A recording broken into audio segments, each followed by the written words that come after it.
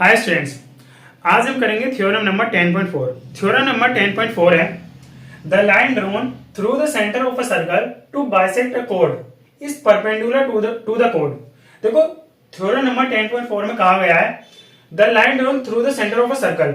Circle के centre से एक लाइन ड्रॉ करी जाती है। पहले सर्कल बनाते हैं, एक सर्कल बनाते हैं प्यारा सा। ये रहा एक सर्कल। इस सर्कल का सेंटर कुछ यहां पर होगा, ये रही कोड और ये रही एक लाइन जो कि इस सेंटर से ड्रॉ करी जाती है कोड के ऊपर। तो थ्योरम नंबर 10.4 में कहा गया है सर्कल के सेंटर से एक लाइन ड्रॉ करी जाती है कोड के ऊपर जो कि कोड को बाइसेक्ट कर देती है। बाइसेक्ट का मतलब होता है दो इक्वल पार्टों में डिवाइड कर देती है, दो इक्वल पार्टों में डिवाइड कर देती है। तो हमें प्रूफ करना है कि ये लाइन इस कोड के परपेंडिकुलर है, मतलब ये वाला एंगल और ये वाला एंगल 90 डिग्री हमें प्रूफ करना है। तो चलिए प्रूफ करते हैं। प्रूफ से पहले हम इसकी नेमिंग लिख देते हैं। इस सेंटर को O मान लेते हैं, इस कोड को AB और इस पॉइंट को M। पहले हम लिखते हैं गिवन।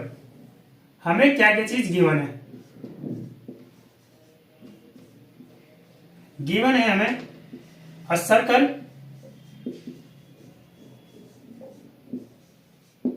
विद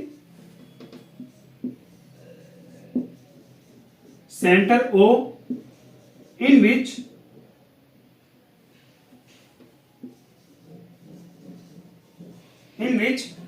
AM बराबर है BM के। AM बराबर है BM के। अब लिखते हैं हम टू प्रूफ। हमें प्रूफ क्या करना है? हमें प्रूफ करना है कि ये लाइन इस लाइन के परपेंडिकुलर है, मतलब ये वाला एंगल और ये वाला एंगल बराबर है 90 डिग्री के। हमें प्रूफ करना है एंगल OMA बराबर है एंगल OMB के और ये बराबर है 90 डिग्री के। ये हमें प्रूफ करना है। अब देखो, प्रूफ से पहले हम कंस्ट्रक्शन करेंगे कुछ। कंस्ट्रक्शन में हम क्या करेंगे? हम इस OA को और OB को ज्वाइन कर लेंगे। Join OA and OB join करते हैं। आइए कुछ इस तरीके से ज्वाइन करते हैं।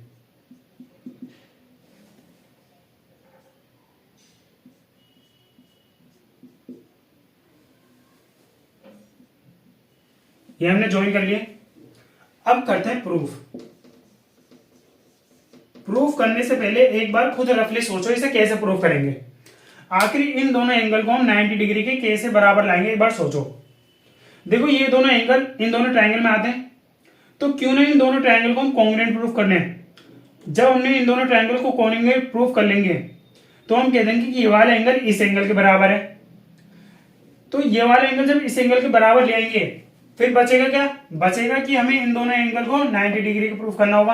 अब 90 डिग्री का एंगल कैसे प्रूफ करेंगे? तो ये देखो, ये एक सीधी लाइन है और सीधी लाइन के ऊपर जितने भी एंगल होते हैं उन सभी एंगल का सम 180 डिग्री के बराबर होता है ना भाई। पहले एक बार प्रूफ करते हैं। देखो, आइए हम आते हैं in triangle OMA and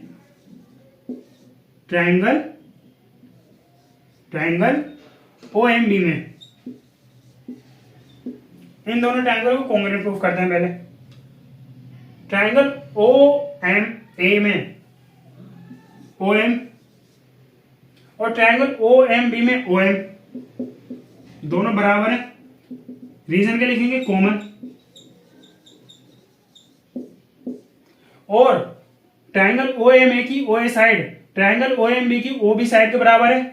radii same radii, OA बराबर है OB के। Reason same radii,